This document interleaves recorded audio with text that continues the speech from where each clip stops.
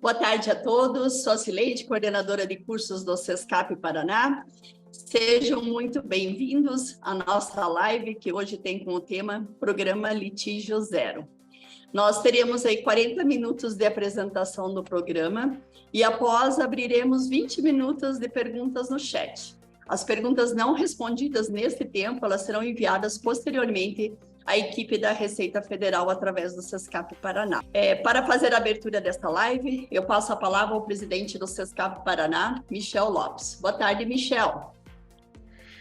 Boa tarde, Cileide. Boa tarde a todos. Uma satisfação muito grande tê-los aqui conosco no dia de hoje, principalmente para falar de um tema que tem causado um certo alvoroço aí na classe empresarial e principalmente, né, no meio contábil, em função de tudo que a gente tentou entender um pouquinho desse programa Litígio Zero, e por isso, né, nós do SESCAP Paraná, e aí queria aqui agradecer a toda a Receita Federal do Brasil, em nome do Wellington, em nome também da Sandra, que está aqui conosco, e do Emílio, que, né, se propuseram, né, falar um pouquinho sobre esse programa e tentarmos, né, de uma certa forma, elucidar, né, para todos os contadores, que são o elo de ligação de todo empresário brasileiro com a Receita Federal, e a gente consiga realmente entender como que esse programa vai funcionar e já está funcionando, e que a gente consiga realmente, né, passar essas informações para todos os nossos clientes. Então, queria agradecer muito, né,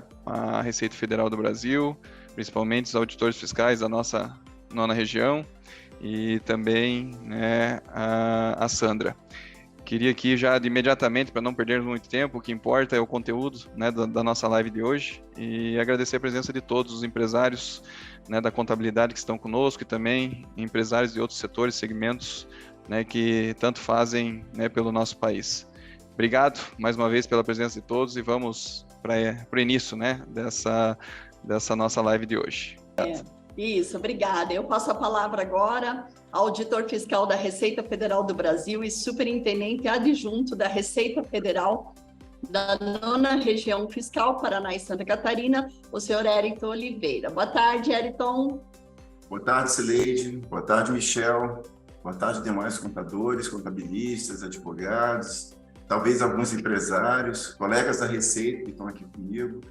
É uma grande satisfação real estarmos aqui juntos nessa tarde para podermos levar mais informações para vocês e mais orientações também. O papel da Receita Federal não é somente cobrar, autuar, não, a gente está aqui com a nossa função, né, de arrecadar fundos, renda para o Estado brasileiro, para poder fazer a aplicação das suas políticas públicas, mas, obviamente, que a gente está aqui para esclarecer, para poder orientar, para poder fazer com que a administração tributária, através das obrigações tributárias, sejam bem cumpridas. Então, eu queria parabenizar aqui o SESCAP pela essa iniciativa, a iniciativa de vocês, aos colegas da Receita também que toparam de imediato a gente participar desse evento.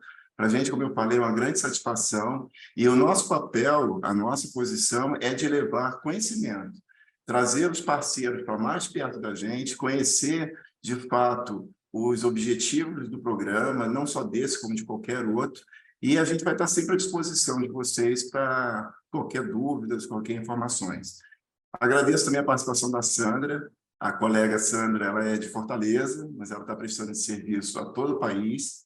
Hoje é a nossa supervisora nacional pelo programa, né? Então, a gente tem uma honra de tê-la aqui, como se estivesse presente aqui em Curitiba, Sandra. Seja muito bem-vinda, tá? Apesar da casa não ser minha, mas faço como se fosse, me sinto como se fosse em casa. Dentre as metas da Receita, pessoal, a partir de agora, a gente vai incrementar ainda mais a questão da conformidade. Essa conformidade tributária tem entre as nossas metas. E, começando por isso, a gente está dando início a esse programa Litígio Zero. Inicialmente, ele veio batizado como Programa de Redução de Litigiosidade Fiscal, PRLF. A gente achou muito horroroso esse nome, muito grande, não vai colar. Então, a gente tem que arrumar um nome que colhe. E qual? Litígio Zero. Eu acho que esse aí veio e deu. Acho que a gente conseguiu colar. O objetivo aqui principal é a gente tentar reduzir o contencioso administrativo. Eu não vou aqui entrar em detalhes, que a Sandra e o Emílio depois vão detalhar melhor. Mas só para vocês terem ideia, a gente teve um crescimento muito grande nos últimos anos do contencioso. Hoje, basicamente, 75% do que nós temos no nosso, que a gente chama de créditos ativos, corresponde a contencioso. Então, para vocês terem ideia, o montante hoje ele passa de 1,5 trilhão. A gente já está na casa dos trilhões em contenciosos. Então, a gente tem que resolver aqueles que estão lá e a gente tem que evitar que outros cheguem. Essa é a principal tônica, né, do programa Litígio Zero. A gente abre mão também, o Estado abrindo mão da sua parte em prol desse programa, no momento em que não recorre mais ao CARF, né, para aquelas causas de controvérsias de até 1.000 salários mínimos. Isso veio previsto agora na MP 1160, junto com essa autorregularização. Lembrando que o litígio zero, além dessa modalidade, né, de não recurso ao CARF, ele traz duas modalidades, a de transação, que a Sandra vai explicar, e a autorregularização. E aí eu peço aqui os colegas para não confundirem, a transação ela é uma espécie, a Sandra vai explicar melhor, de um parcelamento, mas vai se encerrar agora, em 31/3. Não é parcelamento não, né? Mas em algumas parcelas, sim. E a autorregularização, ele se encerra no dia 30/4. E já chamando a atenção aqui dos contadores, a gente, reforçando esse encontro, essa aproximação, nós teremos um encontro aí, já adiantando, com o CRC Paraná e Santa Catarina, agora no início de março, em que vão estar presentes coordenadores de Brasília. A gente quer fazer uma aproximação e um evento presencial. Vamos contar também com a participação de alguns expositores aqui da nona região fiscal. O evento deve acontecer em Curitiba e a gente conta aí com a participação de todos, tá? E aí, já falei demais, eu acho que sem mais delongas, já passo passando, que já me puxou a orelha ali, dizendo, não é parcelamento, não. Então tá, não é parcelamento não, gente, é transação. Obrigado, Cileide, obrigado, Michel. Um abraço a todos. Obrigada. Obrigada, Eriton. Então, já apresentou aqui a Sandra, né, auditora fiscal da Receita Federal, está lá em Fortaleza, e agora fará a apresentação aí para nós. Então, boa tarde a todos. Nossos agradecimentos ao SESCAP Paraná, né, por essa oportunidade de falar um pouco sobre o programa Litígio Zero, tirar as dúvidas dos colegas, tirar as dúvidas de todos os presentes. Nosso cumprimento aos colegas contadores, aos colegas advogados e talvez empresários aqui presentes. Nosso cumprimento aos colegas da Receita Federal aqui presente, na pessoa do Eriton, o Eriton, não sei bem qual é a pronúncia, Eriton, acho que é Eriton. Pronto. Emílio, né? O colega Maurício, não sei se está presente, mas foi quem me contactou também. Então, meus cumprimentos a todos e vamos, né, conversar um pouco sobre o programa, tirar as dúvidas de todos os presentes, isso é que é importante. O programa, para ter sucesso, nós precisamos, né, desse diálogo com a sociedade. O programa, para ter sucesso, é preciso que a sociedade não tenha nenhuma dúvida em relação a qualquer item do programa. Então, é muito importante essa oportunidade que eu, em nome da Receita, agradeço. Então, vamos lá. Nós estamos aqui para apresentar o programa de redução de litigiosidade fiscal, que faz parte do programa Litígio Zero, mas, como o Eriton falou, é um nome tão grande que a gente prefere chamar todo o pacote de litígio zero, né? O programa é um incentivo à regularização, né, fiscal, visando aí ao fim do litígio, visando a manutenção da fonte produtora, visando a manutenção do emprego e, ao mesmo tempo, né, visando injetar recursos aos cofres públicos, né? Então, vamos lá. O que é o programa, né? O programa Litígio Zero, que é um conjunto de ações do governo federal, mas que, para a Receita Federal, fica, digamos assim, com duas partes, né? E essas duas partes é dividido entre o Programa de Redução de Litigiosidade Fiscal e a autorregularização. O Programa de Redução de Litigiosidade Fiscal, né, digamos, é uma forma de transação tributária, né, pode voltar, por favor, é uma forma de transação tributária, né, em que, pode passar para o segundo, em que nós vamos transacionar, e isso é muito importante que fique muito claro, nós vamos transacionar o que está em DRJ e CARF, ou seja, o que está em contencioso administrativo fiscal. E aí eu tenho muitas perguntas de contribuinte, né, que me mandam e perguntam, mas o que está em devedor, eu não posso transacionar no programa? Não pode. E o que está parcelado, eu posso transacionar no programa? Também não. A questão de decomp, né, não homologada, é possível? É possível. Estando o processo de crédito no CARF ou na DRJ, sim, foi incluído no programa. Então, resumindo, né, o Programa de Redução de Litigiosidade Fiscal, ele é uma forma de transação apenas dos débitos que estão no nosso contencioso administrativo fiscal. Como o Wellington falou, nós temos aí no nosso contencioso mais de 1,5 trilhões de reais.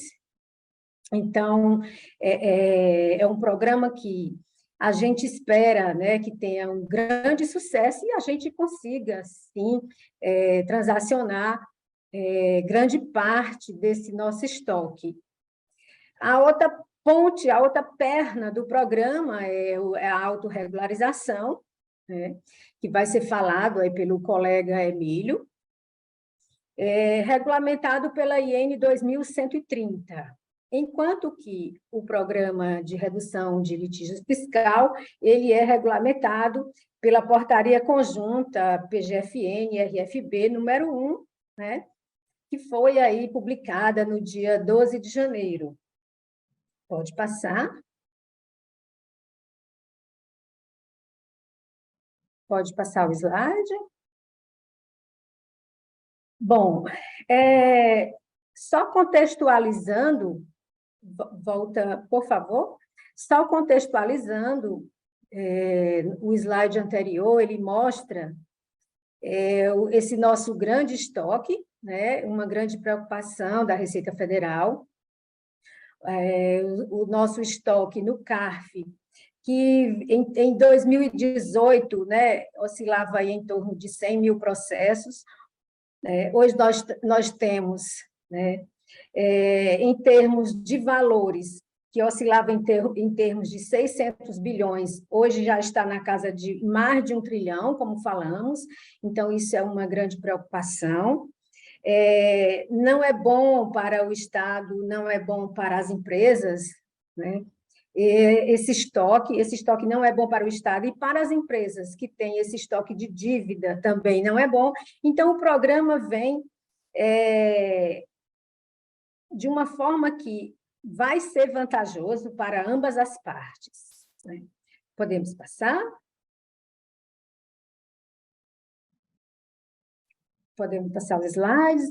Em termos de estimativas, né, eu não vou me ater muito a esses números, porque esses slides vão ficar com vocês, mas é só para, em uma vista muito rápida, percebam que o nosso grande foco são os débitos acima de 60 salários mínimos, né, que somam aí uma quantia bem vultosa.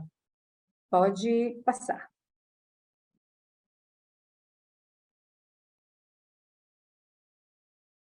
Bom, entrando no programa propriamente dito, o Programa de Redução de Litigiosidade Fiscal, instituído pela Portaria Conjunta RFB PGFN número 1, nós temos modalidades tanto voltadas para as empresas tanto para pessoas físicas como as pequenas empresas, micro e empresa de pequeno porte.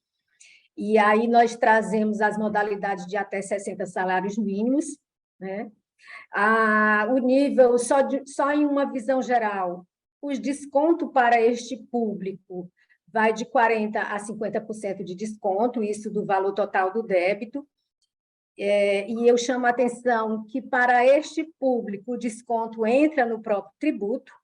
Isso é importante porque é um diferencial em relação às dívidas maiores de 60 salários mínimos, né? Para esse público de pessoa física e pequenas empresas, o desconto ele entra no tributo, juros e multas, né? Enquanto que para este outro público é apenas o desconto é apenas sobre juros e multas. Bom, voltando ao público de pessoas físicas e microempresa, empresa de pequeno porte, tem um pequeno parcelamento, né? Tem um pequeno parcelas a serem pagas, possíveis de serem pagas, porque também pode ser à vista, né? E o máximo de 12 parcelas, esse é um programa, como eu falei, extraordinário, excepcional, então ele começa em 2023 e termina em 2023, por isso que esse alargamento da dívida no máximo até 12 meses, vocês vão ver nas modalidades, que eu vou já mostrar cada uma, não vai acima dos 12 meses, né? Isso tanto para esse público de microempresas, pessoas físicas, como para os débitos acima de 60 salários mínimos.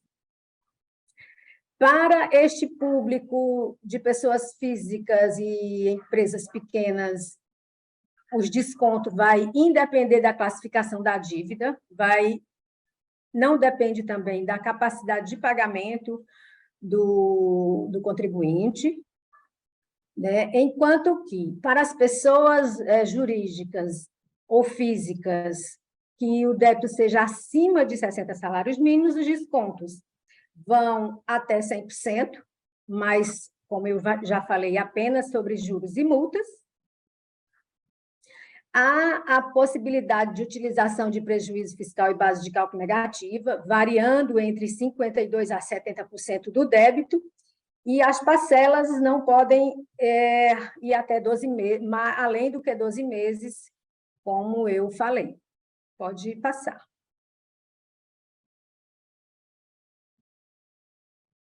Pode passar. Bom, entrando nas modalidades propriamente ditas, nós temos o artigo... Aí, na tela, vocês estão vendo as duas modalidades trazidas pelo artigo 10 da portaria. Tá? Artigo 10, inciso 1 e 2. Para esta modalidade do artigo 10, inciso 1 e 2, nós vamos ter que analisar o grau de recuperabilidade da dívida, nós vamos analisar a questão do prejuízo fiscal, tá? E também a capacidade de pagamento do devedor. Tá? A primeira modalidade é para créditos irrecuperáveis ou de difícil recuperação. Em um linguajar interno, nós chamamos essa classificação de débitos de rate C e D. Outra distinção que eu tenho que fazer aqui para vocês e que fique bem claro. Descontos, nós só podemos conceder para créditos irrecuperáveis ou de difícil recuperação, ou seja, de rate C e D. Os créditos de alta ou média recuperação, não podemos conceder desconto, sob pena de renúncia de receita, mas esses outros créditos, eles terão outras vantagens também, como o pagamento, a possibilidade de pagamento com prejuízo fiscal, parcelas, né? A possibilidade de ter parcelas. Bom, Em relação à primeira modalidade, ainda sobre créditos irrecuperáveis ou de difícil recuperação, os descontos vão até 100% de juros e multas, contanto que ele fique limitado a 65% do valor total da dívida. Então, o contribuinte ele vai primeiro saber qual os 65% do total da dívida dele, porque esse valor será o limite da redução dos juros e multas, tá? Então, redução de até 100%, limitado a 65% do valor total, contanto que ele pague, no mínimo, 30% do valor total da dívida, e o restante ele pode utilizar prejuízo fiscal e base de cálculo negativa. Esses 30% mínimo que tem que ser pago nesta modalidade pode ainda ser dividido em 9 prestações, pode ser paga à vista, mas pode ainda ser dividida em 9 prestações. A segunda modalidade, trazida pelo artigo 10, inciso 2, diz respeito aos créditos tributários de alta ou média recuperação, ou seja, naquele linguajar interno, aqueles que nós chamamos de rate A e B. Como eu já falei, sobre eles nós não podemos conceder desconto, mas esse crédito ele pode utilizar, o contribuinte pode utilizar até 52% para pagar até 52% com prejuízo fiscal ou base de cálculo negativa, contanto que ele pague, no mínimo, em dinheiro, 48% do total dessa dívida, que também pode ser dividida em até 9 prestações, tá? No próximo slide, nós vamos ver as modalidades, as duas modalidades, pode passar o slide.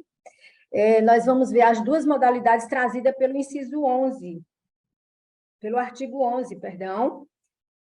Pode passar, por favor. O artigo 11, inciso 1 e 2.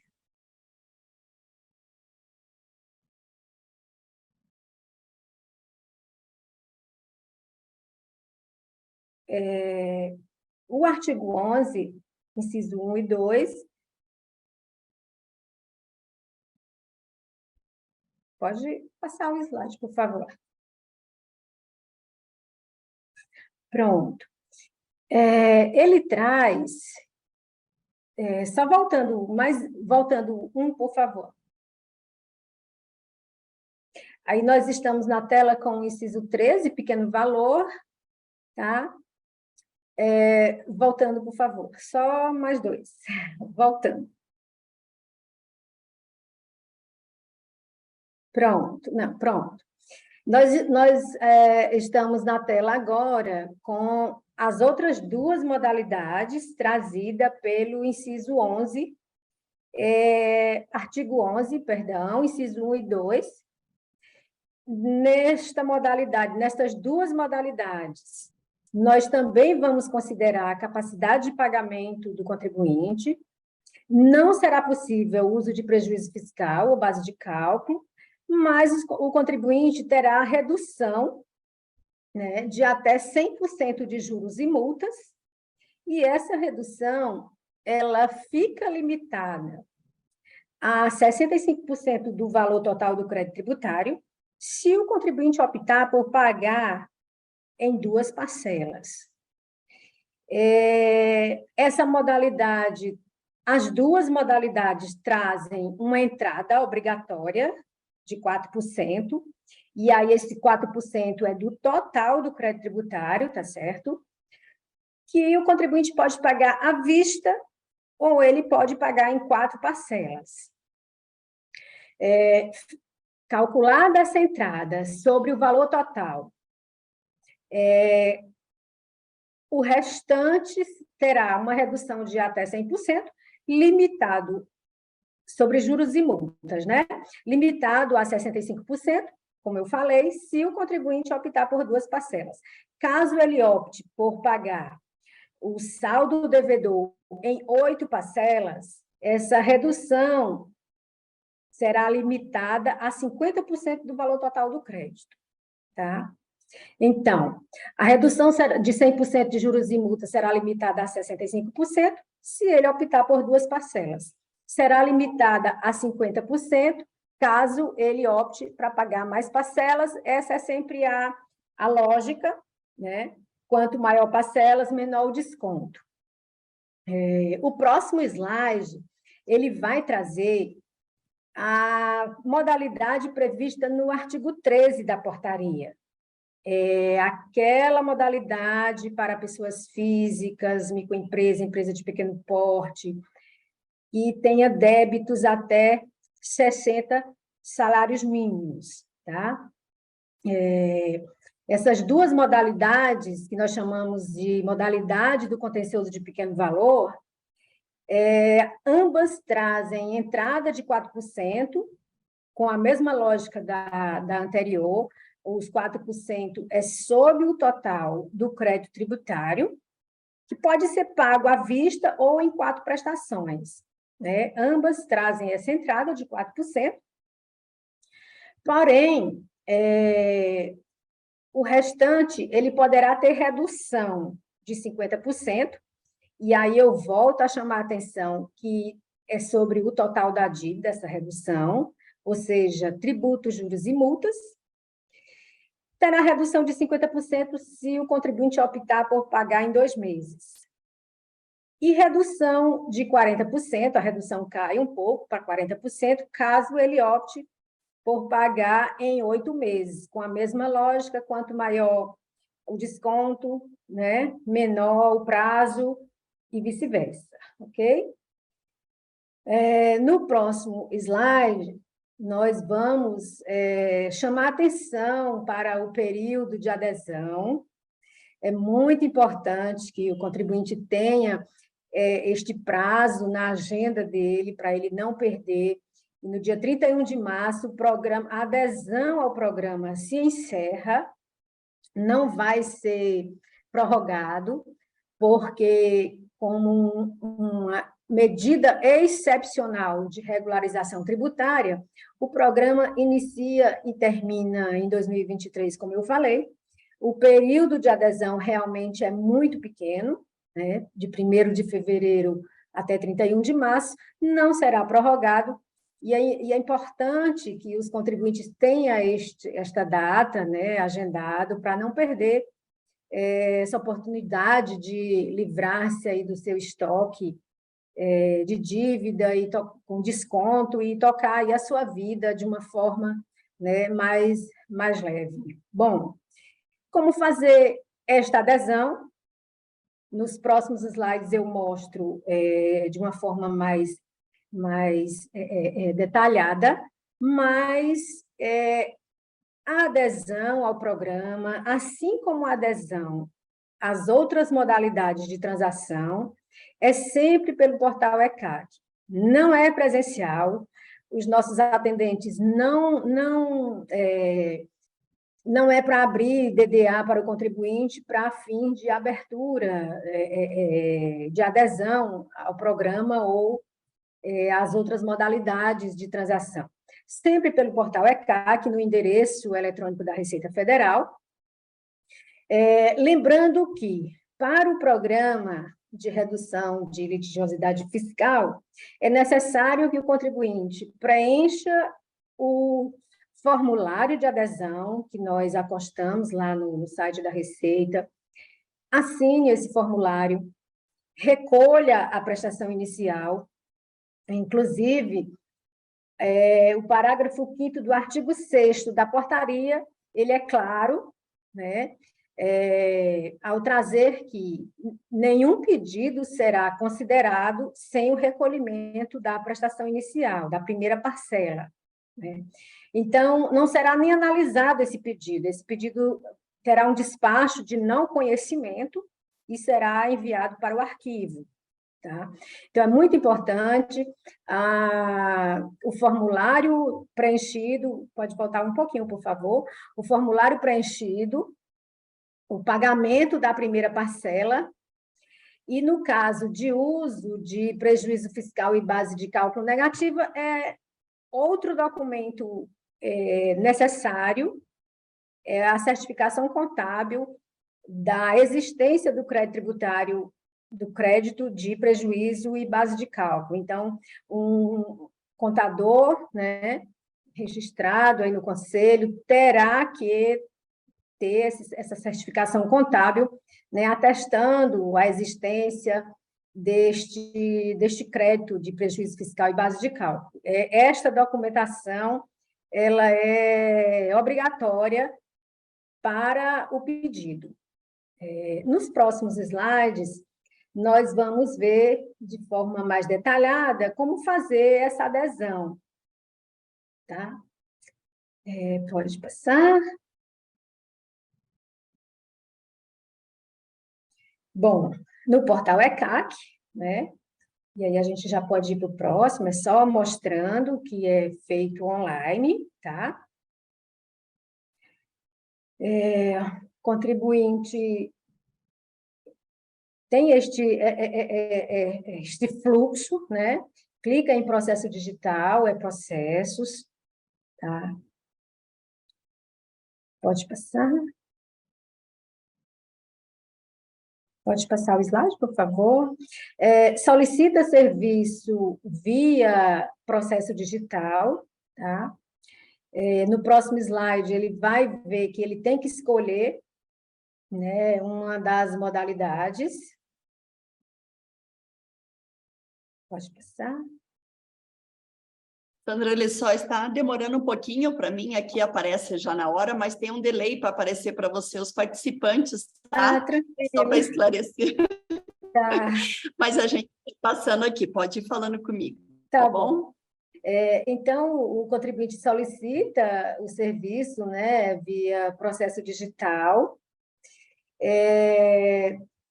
Ele vai seguir todos os passos, né, que o site vai lhe oferecendo. No próximo, eu acredito que já é a escolha, né, da modalidade a qual ele vai querer fazer adesão, se de pequeno valor ou acima de 60 salários mínimos, tá?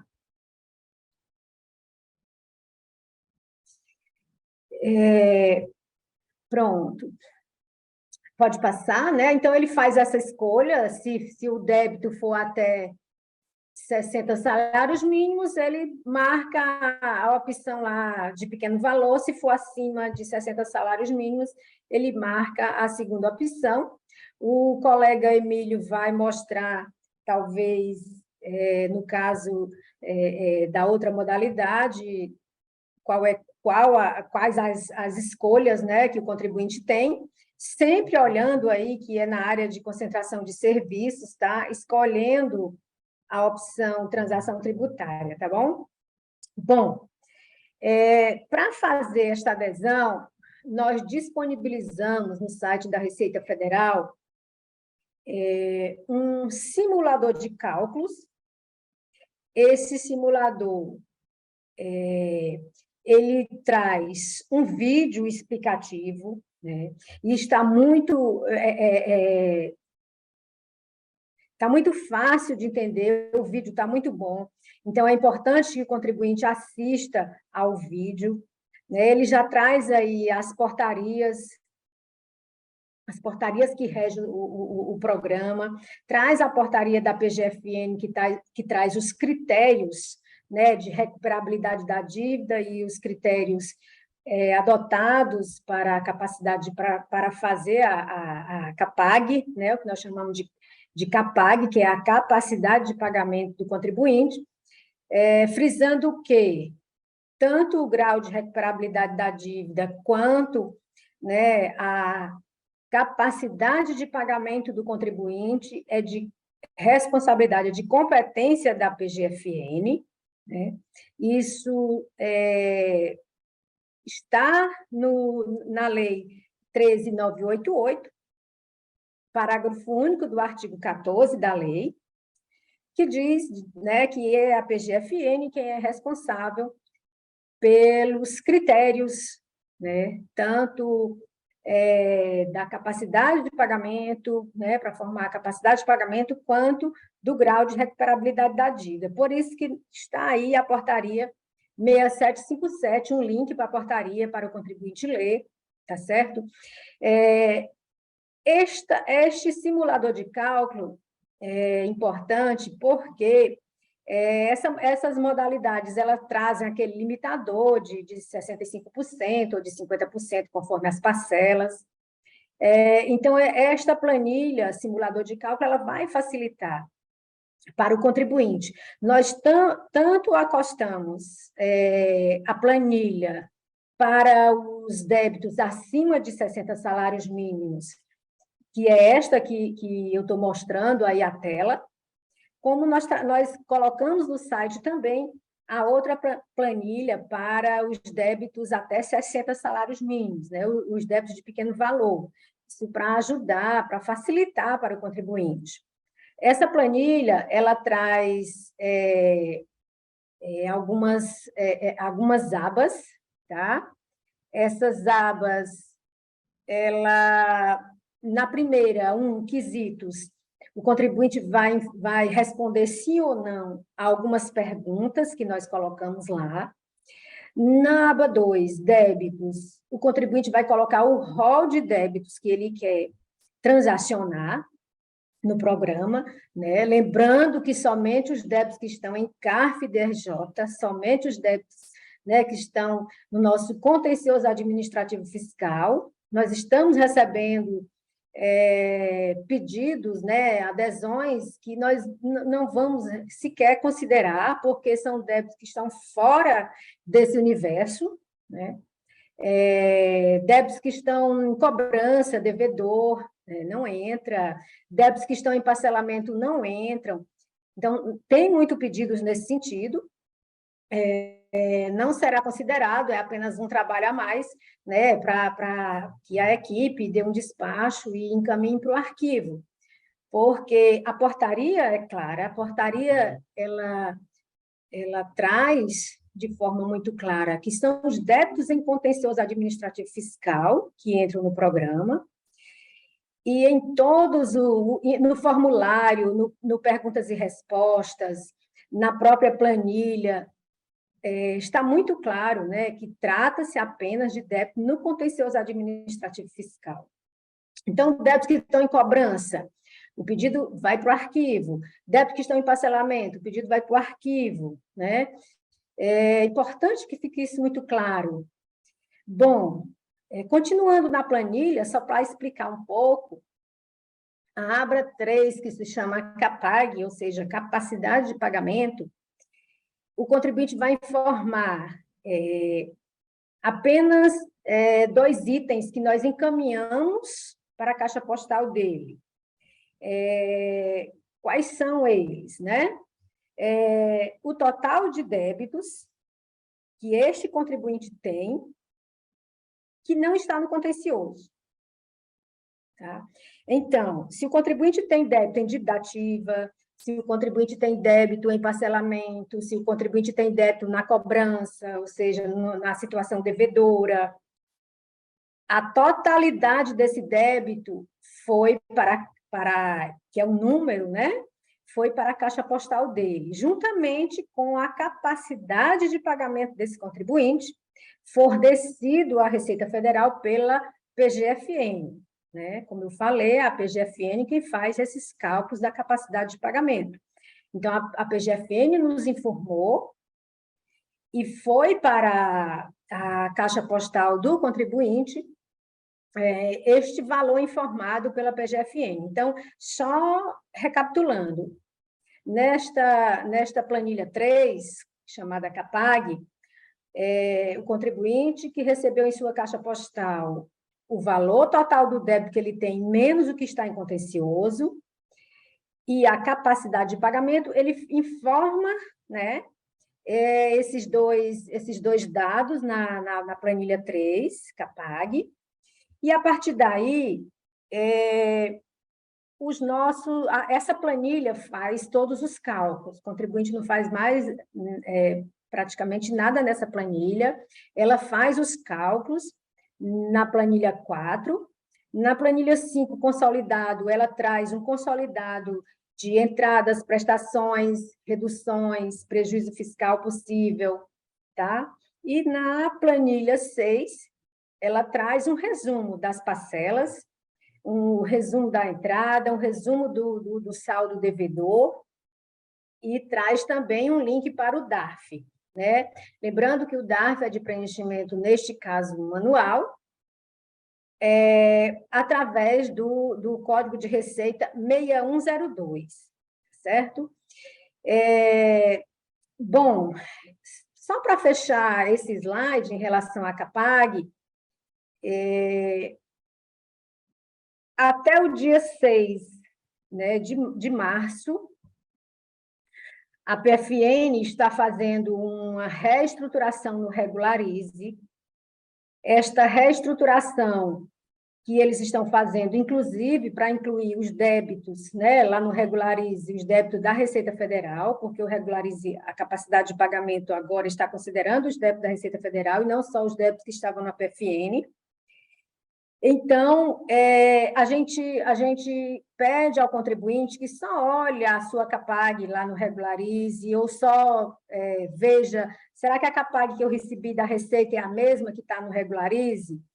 Até o dia 6, os números estão totalmente inconsistentes, exatamente porque o Regularize está sendo reconstruído. Tá?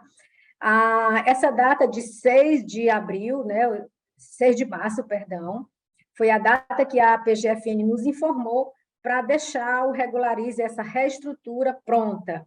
Então, só a partir do dia 6, do próximo mês, que o contribuinte deve olhar, se preferir, a capacidade de pagamento dele no Regularize, confrontar se é o mesmo dado que recebeu da Receita Federal, tá certo? Eu tenho recebido inúmeros questionamentos, né, que vem do atendimento, de toda a rede de atendimento, chat, ouvidoria, enfim, contribuinte dizendo, olha, o minha CAPAG, eu olhei no Regularize e está um número diferente, qual foi o critério que a Receita Federal usou para fazer a minha CAPAG, que está diferente. Primeiro, a Receita Federal não faz a CAPAG, é a PGFN, foi o número, foi a informação fornecida por ela. E segundo, o Regularize não é para ser usado até o dia 6 por conta dessa reestrutura. Tá? Bom, eu acho que nós chegamos ao fim, não sei se tem mais slides. Pronto. E aí eu fico à disposição de todos para tirar as dúvidas, que eu sei que são muitas, né? E a gente está aqui exatamente para esclarecer. É importante que todos saiam daqui com suas dúvidas dirimidas. E aquelas que eu não souber, eu prometo encaminhar depois para a Cileide.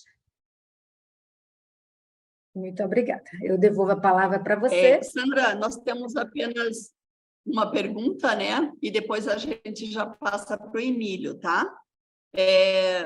O Matheus quer saber, o contribuinte que tiver 2 inscrições na PGFN, que juntas ultrapassem o valor de 60 salários mínimos, pode aderir negociações separadas para conseguir o desconto de pequeno valor?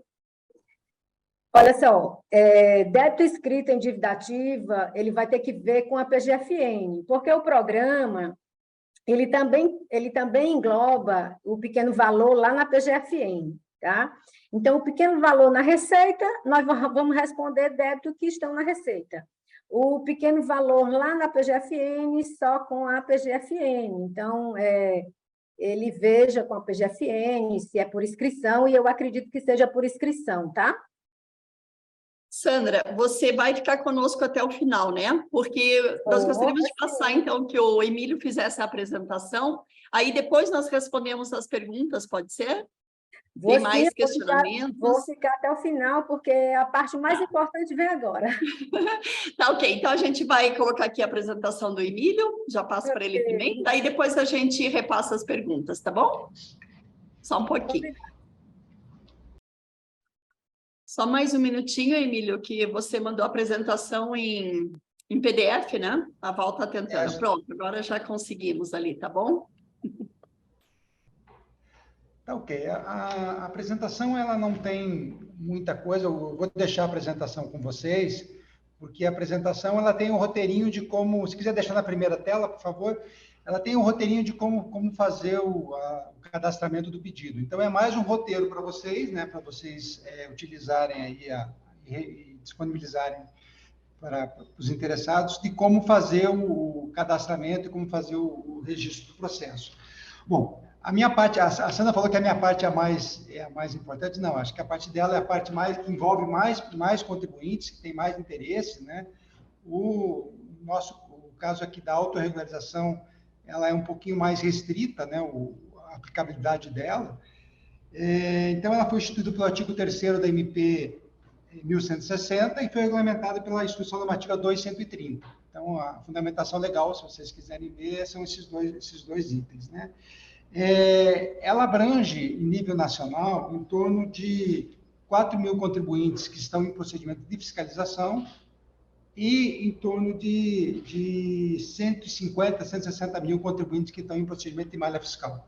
Tá? Então, o nosso público, assim dizendo, é esse. Aqui na nona região fiscal, que envolve Paraná e Santa Catarina, nós temos em torno de 500 contribuintes em procedimento de fiscalização e quase 7.000 contribuintes em procedimento de malha.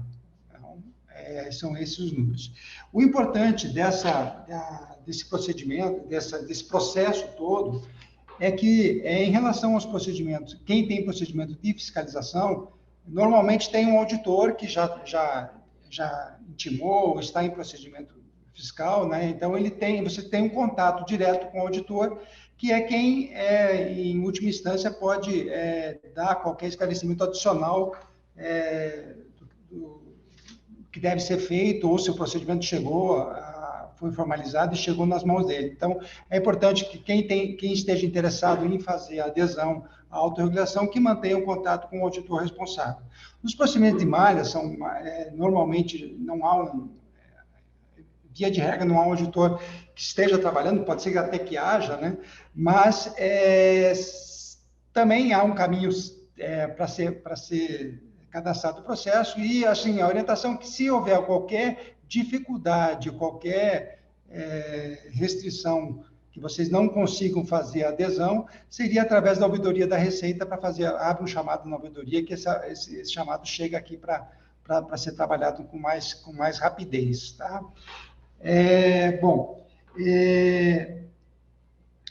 Dois marcos importantes, para ter isso muito claro, né? Os procedimentos fiscais que são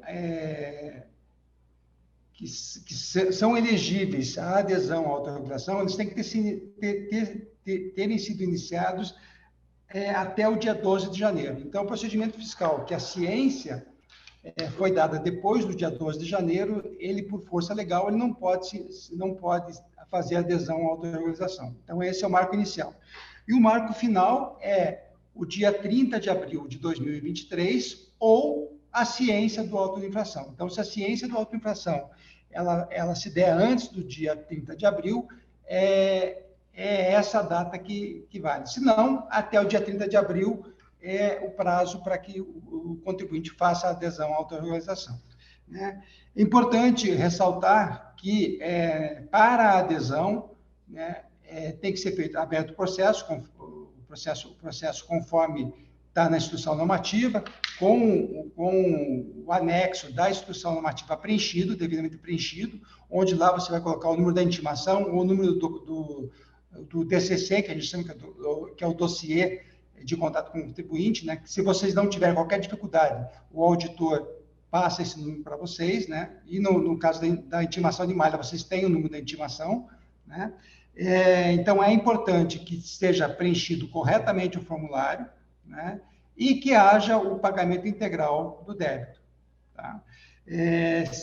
Sob o risco desse processo ser arquivado automaticamente, né? Então, como são vários processos, né? Então, nós temos uma relação de contribuintes que estariam aptos a aderir tanto em relação ao procedimento de fiscalização quanto ao procedimento de malha, né?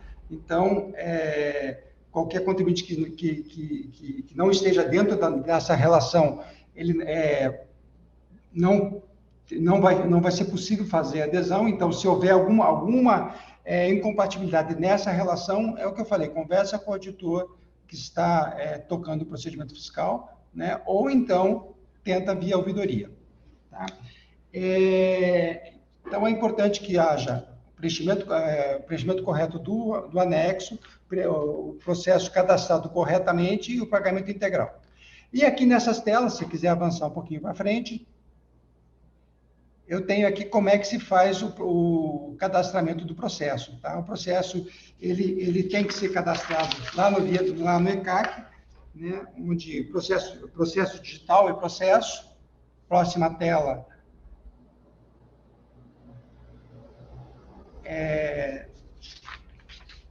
Solicitação de serviço de processo digital. É esse o próximo link a ser escolhido. Pode avançar. E aqui nós temos duas situações básicas, tá? Se for procedimento fiscal de fiscalização ou procedimento de ITR, né, nesse campo que deve ser aberto o processo, tá? Daí tem duas opções, ou você escolhe outros demais procedimentos ou malha ITR. Tá? Então, aí seria aberto em declarações e escriturações do processo. E no caso de malha, que daí é a próxima tela, aí em malha de IPF, e a opção aí de optar pela autorregularização. Então, basicamente, a inscrição do processo é simples, não é dificultoso, né? E o principal é cadastrar o processo. O processo deve chegar para o auditor responsável pelo procedimento, né? E daí ele tem os procedimentos que ele deve adotar para o caso de adesão. Tá?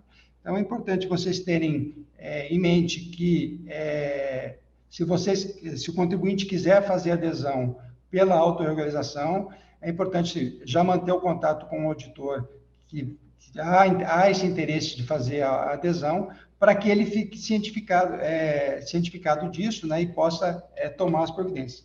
É importante ressaltar também que, como nós temos procedimentos fiscais em vários níveis de estágio, vamos dizer assim, tem procedimentos que começaram há mais tempo, tem procedimentos que recém começaram agora, antes do dia 12 de janeiro, então estão na fase inicial, né? Então, a iniciativa para a apuração do tributo é do contribuinte, né? Então, o contribuinte tem que fazer a sua adesão, verificar os valores que julgar devidos, né, para que possa fazer adesão ao programa.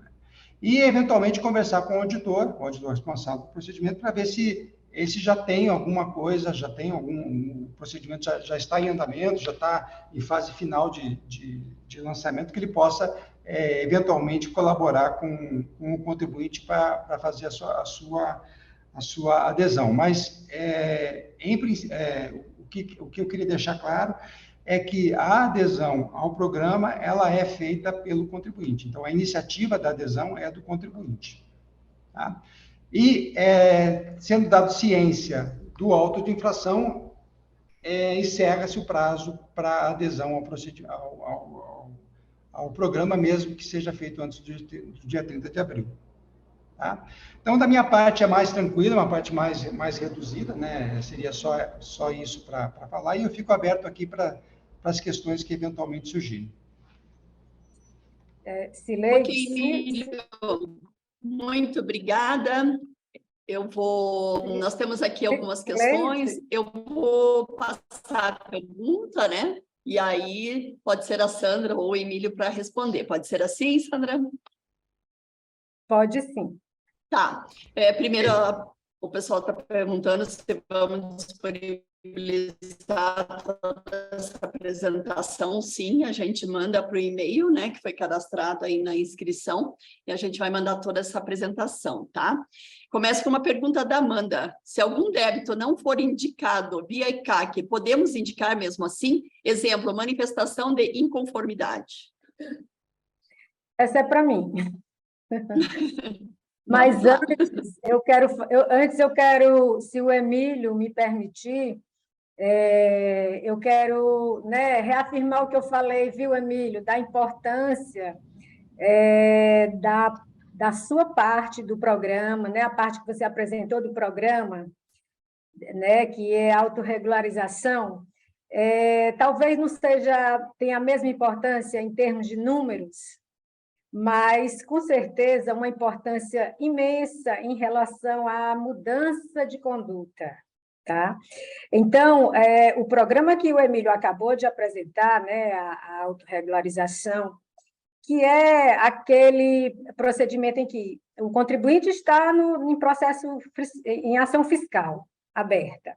E antes da constituição do crédito, ele pode reconhecer aquele débito, pagar, né, sem multa de mora, sem multa de ofício, ainda no bojo da ação fiscal. Isso foi uma mudança de conduta gigantesca dentro da Receita Federal. Antes, se a gente fosse falar nisso, Emílio, a gente era queimado que nem a Joana d'Arc. Então, Sandra, foi um grande avanço em relação à conformidade tributária, né? Receita Federal caminhando aí na questão da conformidade tributária, junto ao contribuinte, sentando à mesa junto ao contribuinte, e tendo esse diálogo, essa abertura, isso foi uma mudança de conduta muito grande, viu, Emílio? Sandra, deixa eu só complementar uma coisa que você falou, importante você ter comentado isso, eu acabei esquecendo de comentar. Todos os nossos sistemas, né, eles estão tendo que se adaptar a essa nova realidade, ao que está na MP, né, porque todos os nossos sistemas, eles, a partir do início de qualquer procedimento fiscal, eles faziam uma trava em qualquer possibilidade de ajuste de declaração ou de pagamento, né? Então, realmente é uma mudança de paradigma grande, né? Tudo bem que é um prazo dentro de um determinado prazo, dentro de um determinado escopo, né? Mas ele realmente é uma mudança muito grande. Sem dúvida, viu? 360 graus aí de mudança, né? De mudança de conduta. Bom, respondendo à pergunta, Cileide, a questão dos créditos de Decomp não homologadas vão entrar sim no programa, tá certo? A segunda leva de cartas que nós vamos enviar com esses débitos para o contribuinte, tá? Ainda ontem eu estava acertando isso com o colega que vai encaminhar as cartas com os valores dos débitos, tá certo? Então, acredito que na próxima semana o contribuinte já esteja recebendo em sua caixa postal os débitos relativos às Decomps não homologadas, tá certo? Então, eles vão ser incluídos sim no programa, né? Se estiverem sendo discutidos no CARF e na DRJ, tá? Com manifestação de inconformidade. Ok? Ok, Sandra. Antes de eu passar para a próxima pergunta, eu estou vendo aqui que chegaram bastante perguntas, né? Mas como a gente falou no início, a gente vai ter aqui mais 15 minutinhos para responder. Se não responder nesse prazo, a gente vai encaminhar as perguntas para a equipe de vocês e a gente manda a resposta a todos os inscritos daí, tá bom? O Vitor está perguntando, os simples podem entrar nesse parcelamento? Não, o simples não. A questão do simples, e eu já falo um pouquinho do simples, porque é muito importante a questão do simples para nós, né? É um público que a gente tem um carinho muito grande, uma atenção muito grande, mas eu só vou fazer um adendo para explicar que a transação na Receita Federal é muito recente. Nós tivemos aí a alteração da Lei 13.988 no meio de 2022, né? Incluindo a transação na Receita de uma maneira mais ampla, com um escopo mais amplo, né, possibilitando a Receita a transacionar seu contencioso administrativo fiscal, que antes não era permitido. E nós estamos aí com uma atividade super nova, com muita estrada para caminhar. Tá? E uma delas é a questão do Simples. Né? Nós já tivemos 2 reuniões com o Comitê Gestor do Simples Nacional, porque o Simples Nacional eu não posso simplesmente chegar, bolar um edital e lançar uma transação no ar. Eu tenho que sentar junto com estados e municípios, né, os representantes, e decidir em conjunto como faremos essa transação. Então, a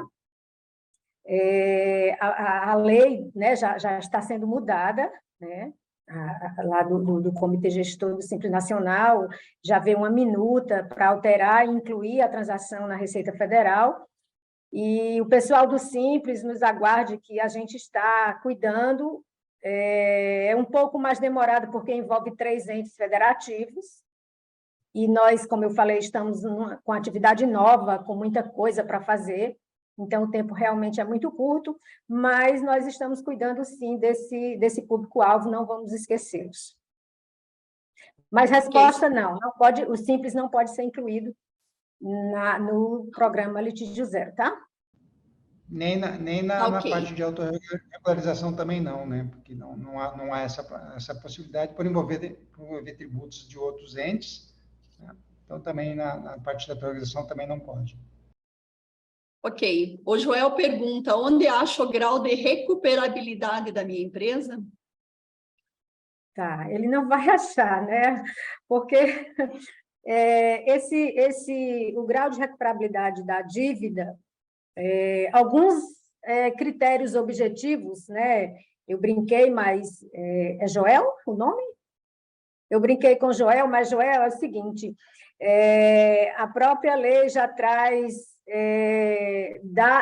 critérios objetivos de recuperabilidade da dívida, tá? Esses critérios objetivos são, para o programa Litígio Zero, dívida no contencioso administrativo fiscal com mais de 10 anos. Já é um critério objetivo, né? Esse débito já é considerado como irrecuperável e para fins de descontos, tá? Outro critério objetivo que ele também encontra, né, na nossa portaria, encontra na própria portaria PGFN, são em relação a certas situações, né, do contribuinte, cadastrais, como débitos de empresa inapta, débito de empresa baixada, indesistente de fato. Os débitos desses contribuintes nessa situação cadastral já são considerados irrecuperáveis. Também os débitos do falecido, pessoa física, também já é considerado irrecuperável. De empresas que está em falência também, tá? Então, esses são critérios objetivos, e aí não se olha sequer a capacidade de pagamento. Esses créditos já são considerados de rate C e D no nosso linguajar interno, né? Agora, outros critérios vai depender da relação dívida, capacidade de pagamento. Tá? Esses critérios estão na portaria 6757 da PGF, nessa portaria que eu mostrei, que está na nossa simulador de cálculo. Ela traz alguns critérios, mas esse critério é um critério relacional, ou seja, a relação de dívida com capacidade de pagamento, e aí já é uma outra análise, tá bom? Ok. Amanda quer saber qual o prazo para desistência do recurso? São 60 dias? Desistência de que recurso? Me atualiza aí, Amanda. Tá, vou pedir para ela depois complementar lá. Arielle, será possível... Oi? Deixa eu só tentar entender, assim, Qual o prazo para desistência do recurso? Tá, eu acho que eu entendi a pergunta da Amanda.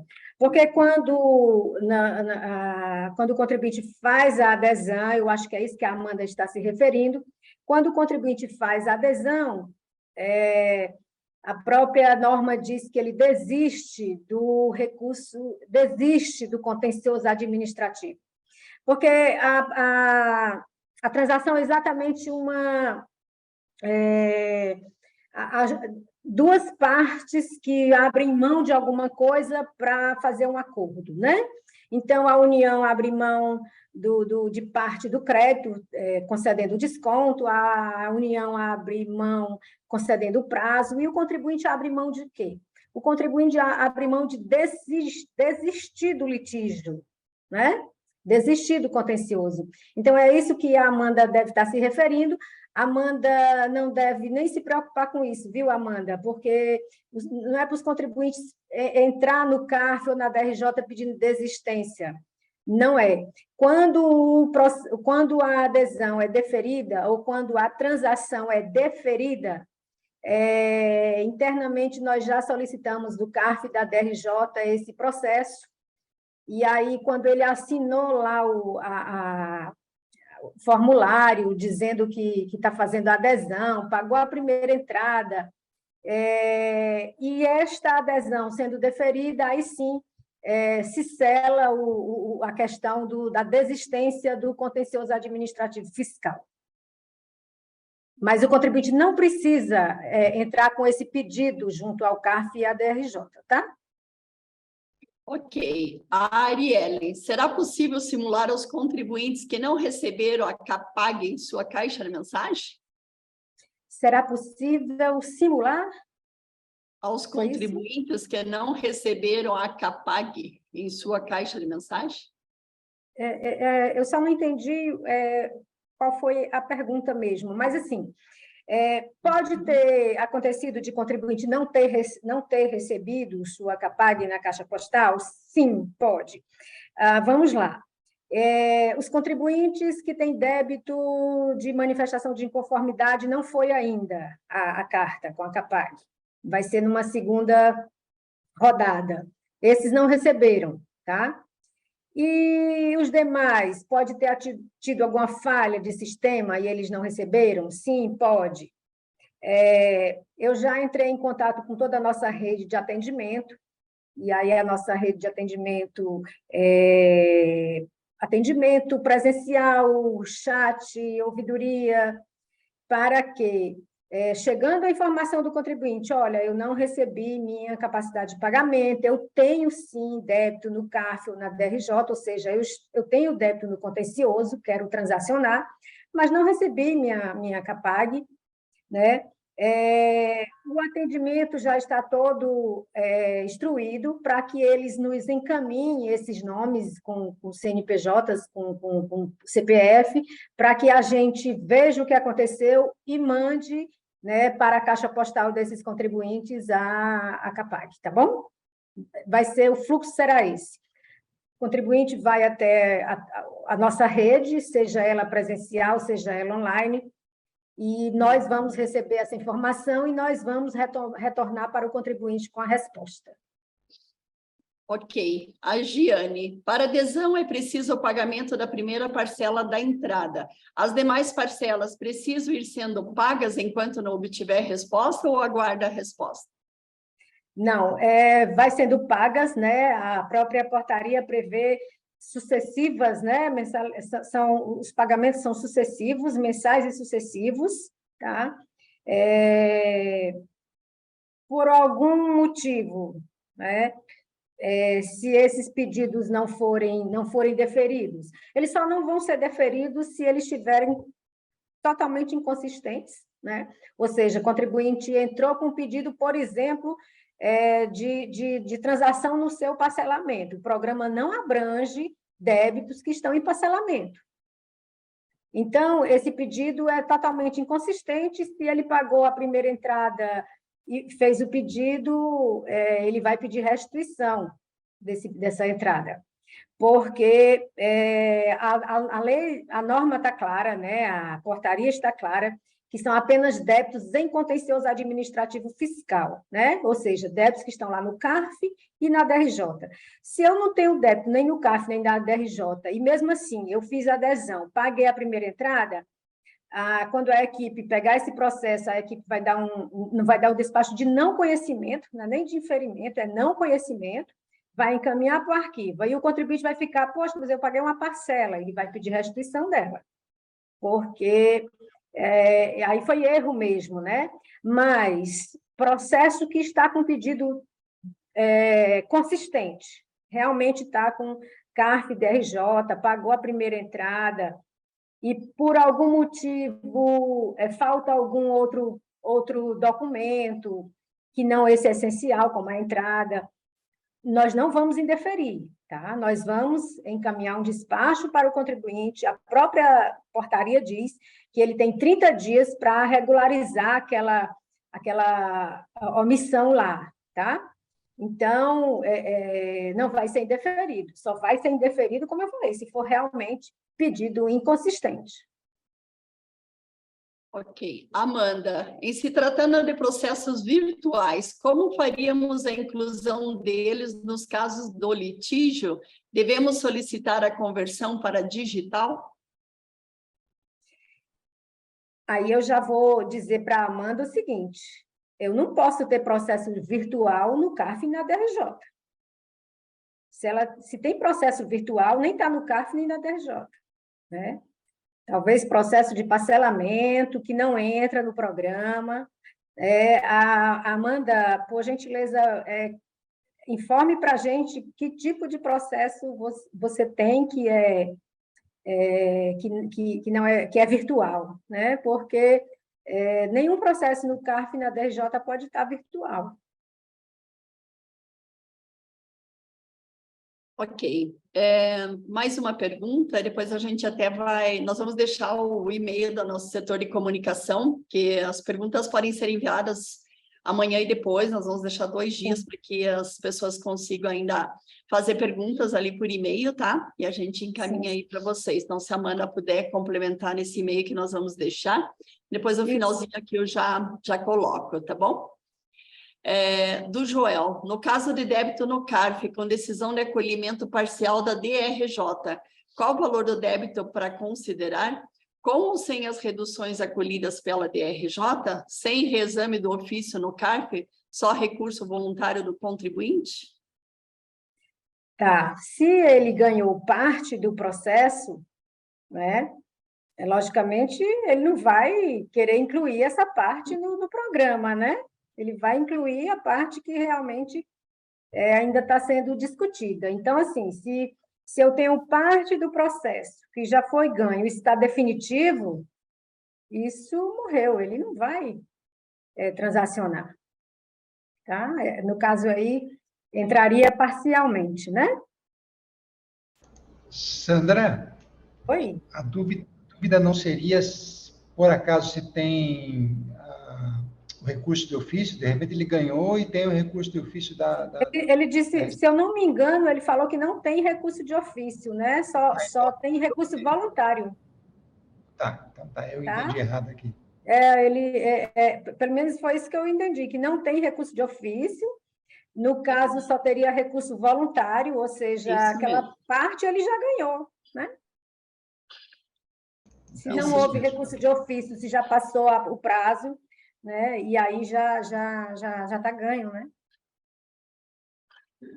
Ok, Sandra, nós teríamos mais 10 perguntas, né? Mas o nosso prazo aqui, não sei vocês, aí você quer responder mais uns 5, 10 minutinhos, ou podemos encerrar, a gente manda as perguntas? Olha, eu tenho todo interesse de responder, eu tenho todo interesse que os contribuintes saiam, né, realmente com suas dúvidas dirimidas, e eu deixo nas tuas mãos, né, porque é você quem manda.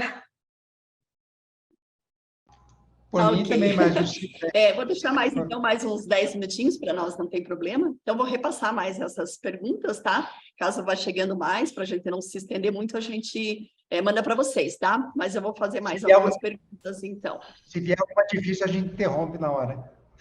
A gente acaba agora.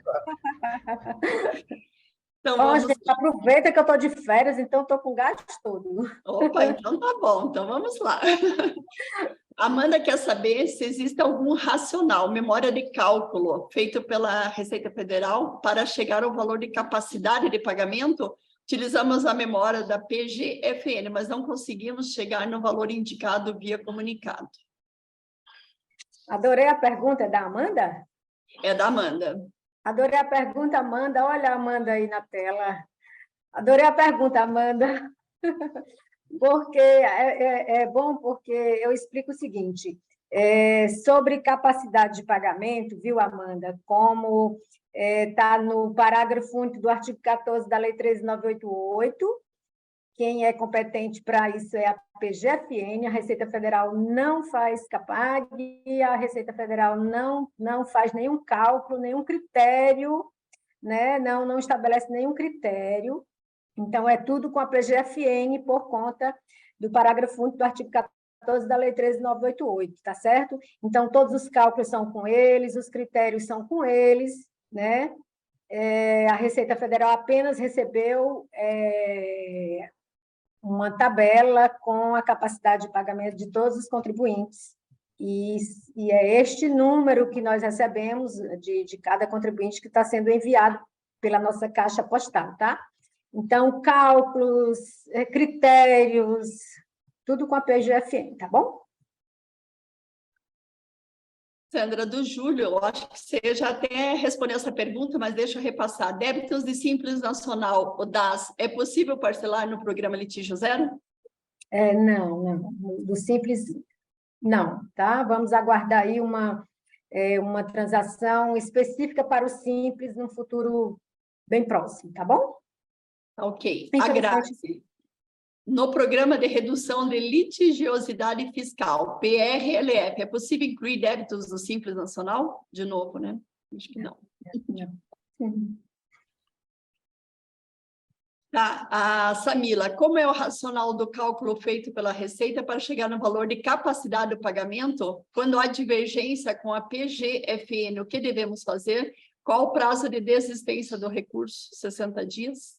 Pronto, a Receita Federal não faz os cálculos da CAPAG, como eu já falei, quem faz esses cálculos é a PGFN. Momentaneamente, os valores vão estar inconsistentes, o valor que o contribuinte recebeu pela nossa caixa postal, se ele for olhar no Regularize, vai estar divergente. Por quê? Porque o Regularize está se reestruturando, então nenhum número que esteja lá está consistente, tá? A PFN, em reunião com a PGFN, eles nos informaram que somente a partir do dia 6 de abril eles vão concluir essa reestruturação do Regularize, e aí sim os números vão estar consistentes, ok? Então, eu peço aos contribuintes que não olhem agora, olhem a partir do dia 6 o Regularize. Ok. Santicler, no caso de débitos em aberto como IRPJ, COFINS e demais débitos, não podem ser transacionados através do litígio zero? Só podem ser parcelados débitos em processo fiscal? Isso. Débitos em aberto, que eu estou supondo que ela está falando, são débitos declarados lá em DCTF, pelo próprio contribuinte, né? Então, assim, débitos declarados, entra? Não, porque não tem um litígio aí. Se o contribuinte declarou, não tem litígio nenhum, ele não vai entrar com recurso contra um débito que ele mesmo declarou, né? Então, débito em aberto na nossa conta corrente? Não entra. Débito devedor, que está lá na cobrança, devedor já, na situação devedor, também não. Repetindo, só entra débito que está no nosso contencioso administrativo fiscal. O que é isso? O que é contencioso administrativo fiscal? São os débitos que estão sendo questionados pelo contribuinte lá na DRJ ou no CARF.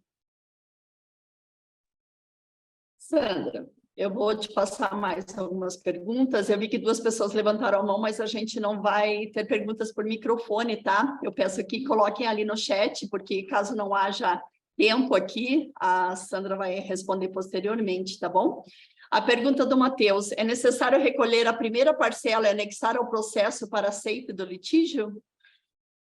Isso, perfeitamente. É bom lembrar novamente, Marcelo, obrigada. O próprio parágrafo 5º do artigo 6º da portaria, ele é bem claro, ele diz que nenhum pedido será considerado, né, sem o pagamento da primeira entrada. Então, é um documento obrigatório. Tá. O Luiz Carlos, qual é a portaria que regulamenta? Acho que foi Portaria PGFN/RFB, número 1, de 12 de janeiro de 2023. Amanda, após o pagamento da primeira parcela, devemos recomendar o pagamento mensal com atualização da Selic? Sim, do jeito que faz com os outros tributos. Tá. O Matheus, o litígio abrange débitos inscritos no CARP e DRJ até qual data? Não, os débitos que estão lá no CARF e DRJ, na data da portaria, da publicação da portaria, 12 de janeiro, até 12 de janeiro, entram todos, tá? Ok.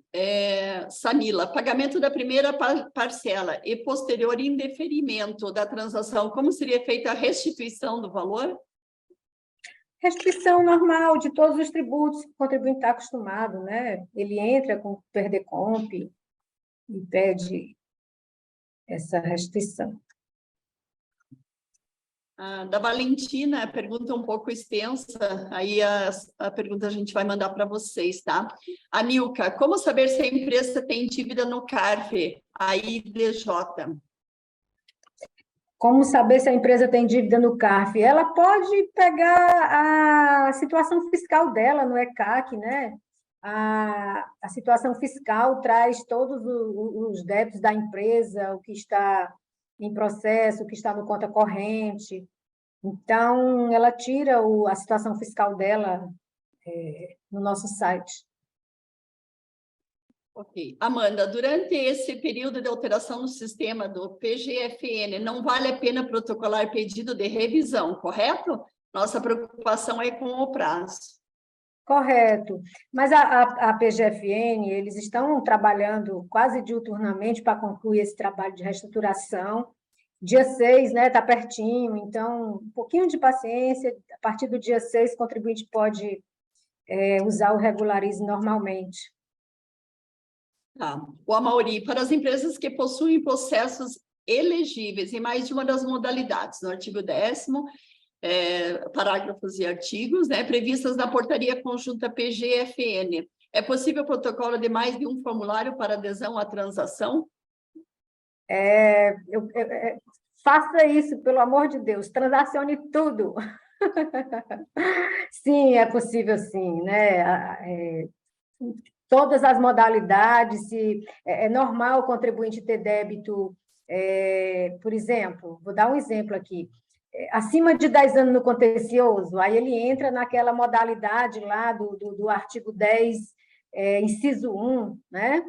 Que é para irrecuperáveis, mas ele pode ter débito também com menos tempo, né? No contencioso, 5 anos, 1 ano, 2 anos, enfim. Então, ele pode entrar em outra modalidade, respondendo, sim, pode entrar em várias modalidades, faz um DDA para cada modalidade, tá bom? É interessante, é importante que o contribuinte transacione todo o seu contencioso e para aproveitar as vantagens do programa que o programa está oferecendo. Eu chamo a atenção que as vantagens do programa foram excepcionais, realmente.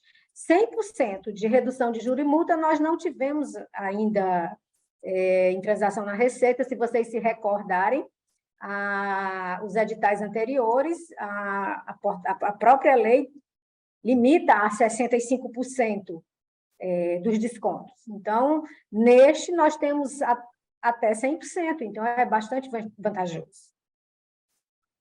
Tá, eu vou fazer as 3 perguntas da Valentina, só tem a dela e mais uma pergunta, depois a gente finaliza, tá bom?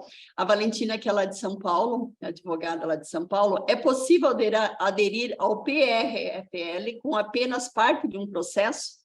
Ela tem mais duas perguntas juntas ali, mas eu acho que não se complementam. Deixa eu responder essa, porque essa é muito importante esclarecer. Em tese, sim, tá? Em tese, sim. A própria lei diz que o contribuinte é quem elege os débitos que ele quer transacionar, tá? Partindo disto, se num auto de infração que está lá no CARF ou na DRJ, se forem 2 fatos geradores, ok, ele pode optar por transacionar apenas um deles, e aí são esses os débitos que ele vai informar lá no formulário, tá? E o restante, ele não precisa se preocupar, porque a própria equipe vai fazer essa separação. Então, os débitos da transação seguem na transação e os outros que ele não quis transacionar volta para o contencioso, segue o contencioso. Mas, se eu tenho um auto de infração de um fato gerador só, eu não posso fazer isso, fica impossível apartar, né? Então, assim, resposta, em tese, sim, tá? Tem mais de um fato gerador? Dá para separar. Não tendo, não dá.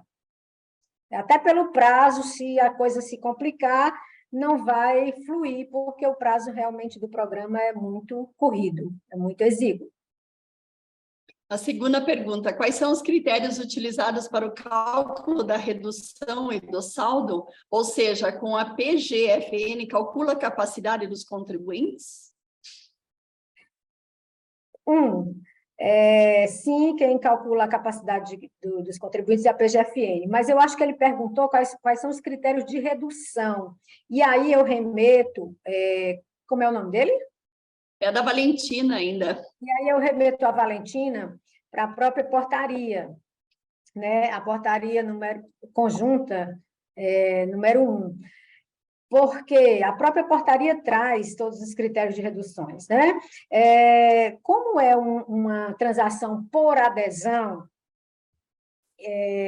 esse tipo de transação, o próprio nome já está dizendo, todos os critérios já estão pré-estabelecidos.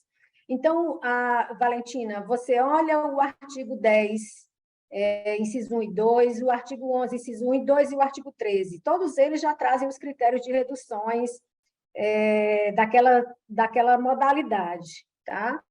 Agora, quanto à capacidade de pagamento, sim, os critérios e a própria elaboração da capacidade de pagamento fica para a PGFN. A última pergunta da Valentina. Os cálculos são feitos de maneira automática pelo sistema? E aí eu queria saber quais os cálculos que ela está perguntando. Se é da Capag, se é da própria modalidade. Porque se for da própria modalidade, nós disponibilizamos no site um simulador de cálculo que o contribuinte... até eu lembrei de uma questão importante. A planilha simulador de cálculo, ela só vai abrir para o contribuinte preencher se ele baixar para o computador dele. Então, no site da Receita Federal, o contribuinte vai encontrar 2 planilhas simulador de cálculo. E sim, essa planilha vai fazer todos os cálculos, tá? Mas é preciso que o contribuinte baixe para o computador dele e aí ele faz os cálculos, inserindo as informações que é solicitado pela portaria. Assista ao vídeo, que é importante, o vídeo mostra como usar a planilha.